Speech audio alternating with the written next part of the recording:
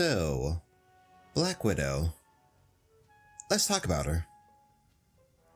Widow is kind of infamous in regards to hero discord among players. Some like her just the way she is and think she's fine, others hate her and gun whenever they see a Widow on their team.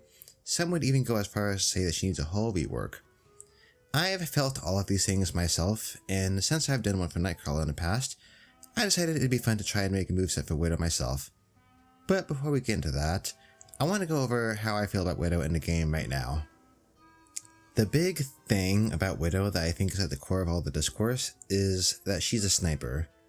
Now, there's nothing wrong with having a sniper in your hero shooter game, obviously. I mean, lots of hero shooters have them.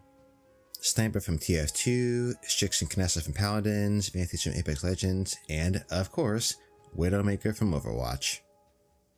The thing that makes Rivals different is that the devs are working with pre-established characters, most of them with decades of lore and history.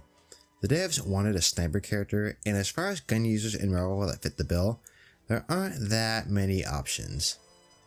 Punisher and Winter Soldier both use guns, but neither of them really fit the sniper aesthetic, especially Punisher, since he's known for using a vast assortment of firearms.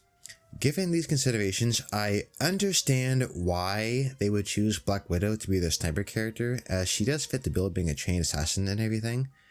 But I think that choice kind of weakened her identity in my opinion. Like, when you play as Spider-Man, you get to swing around and zip to enemies and pull them around and punch them. When you play as Punisher, you get to mow down the opposition with a rain of bullets. When you play as Black Widow, it doesn't really feel like you're playing international super spy Natalia Romanova. It feels like you're playing a sniper, and that's kind of it. Widow's playstyle, to me at least, feels generic and a little bit boring. This is going to be the main thing I will attempt to address in my rework, trying to make Black Widow feel a bit more like Black Widow. Alrighty, let's start with the stats. Black Widow will be a strategist with 250 HP. I know, big change right off the bat with her being a strategist and not a duelist, but hear me out. Ever since the Widow Phoenix team up and people started talking about how Widow would be much better off as a healer, it kind of got me thinking about how I would implement that. I'm going to keep the rifle because I think it's cool, but there's something else that I need to include, and it's honestly shocking to me that the devs didn't include it. Very shocking. Very, very, very shocking. Yeah, no matter how you feel about Widow, I think we can all agree that it's really, really weird that her gauntlets appear nowhere in her kit despite it being probably her most iconic weapon. Like, it's right there on her model. The fact that she never fires anything out of that thing is kind of ridiculous. Anyways, while I am switching her over to a strategist, I want her to be a fairly aggressive one, which is another reason I opted to keep the rifle. While her main job will be healing, she'll still be able to dish out large amounts of burst damage, defeating an assassin. Achieving this burst damage, however, will require patience and precision. I also want to incorporate more elements of her being a spy, like gathering information to help out her allies. And without further ado, it's time for the moveset.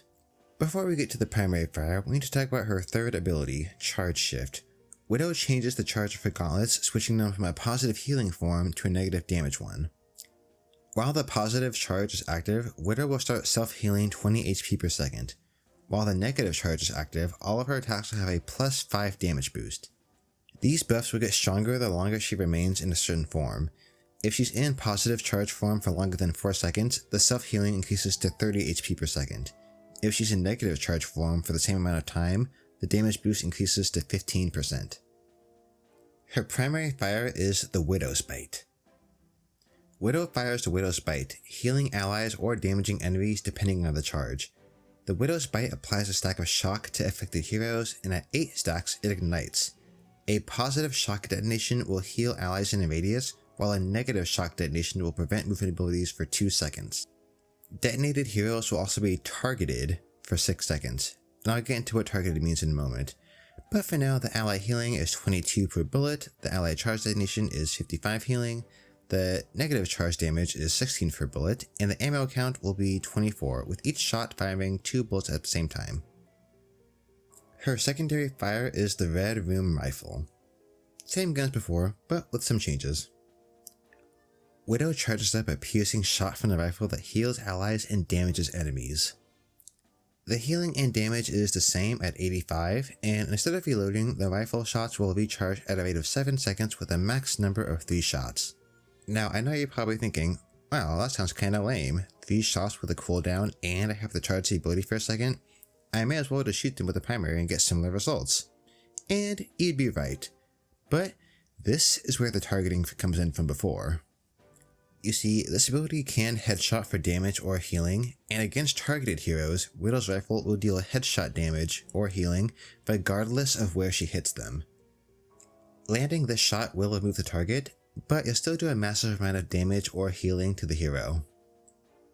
Her first ability is Evasive Tactics.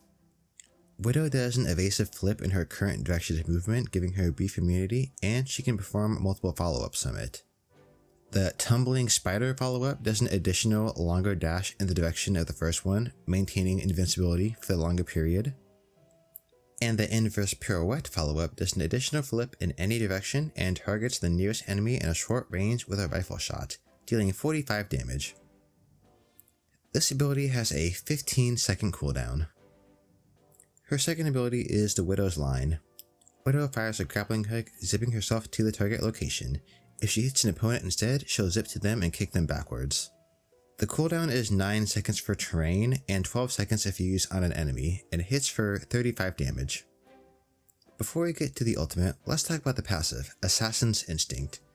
If an enemy in Widow's vicinity is isolated from their teammates for more than 3 seconds, their location will be revealed to all allies. Now for the ultimate, Scarlet Incursion.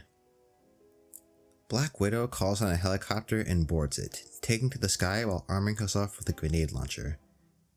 Each shot from the grenade launcher damages enemies, heals allies, and creates a large area of fog that lingers on impact for 6 seconds.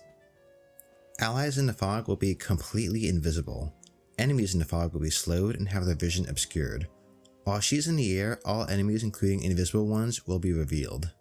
The ultimate will last for a period of 8 seconds, and the grenades will deal 70 damage and 90 healing per shot, and Widow has a total of 5 shots. I really wanted Widow to be this aggressive strategist that can heal as well as deal great amounts of damage in the right circumstances. I knew I wanted the rifle to be extremely powerful, but I had to limit it in some way, and I thought making her primary and secondary fire complement each other would be a pretty good way to do it.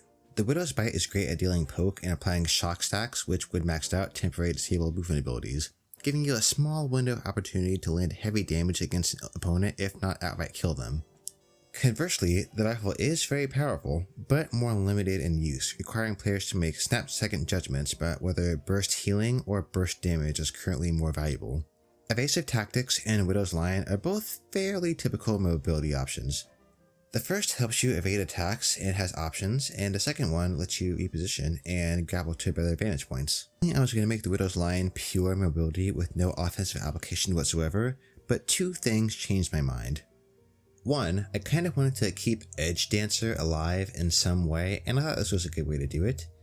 And for 2, I was looking through my clips one day and I saw this one I made a few months ago.